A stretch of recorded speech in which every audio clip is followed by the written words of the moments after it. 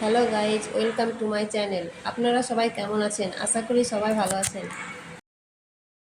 আজকে আমি আপনাদের জন্য এনেছি সজনে শাক ভাজার রেসিপি।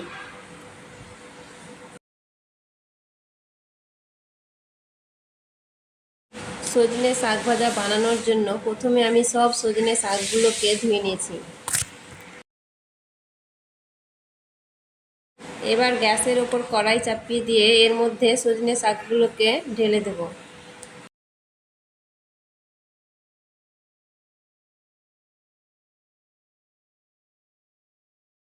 তারপর এতে দিয়ে দিব 1 চা চামচ খাবার সোডা আর 1 চা চামচ লবণ, আর এতে দিয়ে দেব পরিমাণ মতো জল।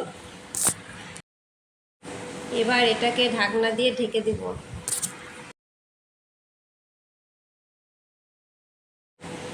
এটা কিছুক্ষণ পর পর নেড়ে নেব।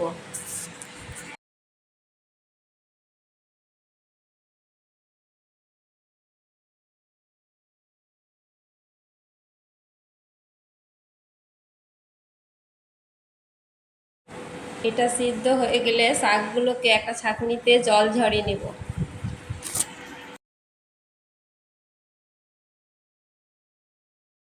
এবার কড়াইয়ে দিয়ে দেব তেল, পেঁয়াজ কুচি, কাঁচা লঙ্কা, রসুন কুচি।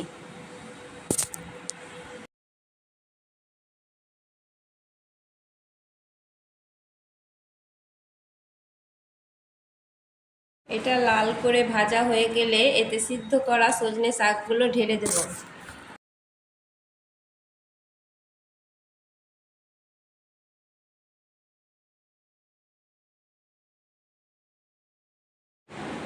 এটা ভালোভাবে ভাজা হয়ে গেলে এটাকে নামিয়ে নেব। এবার আমাদের সজনে শাক ভাজা রেডি হয়ে গেল।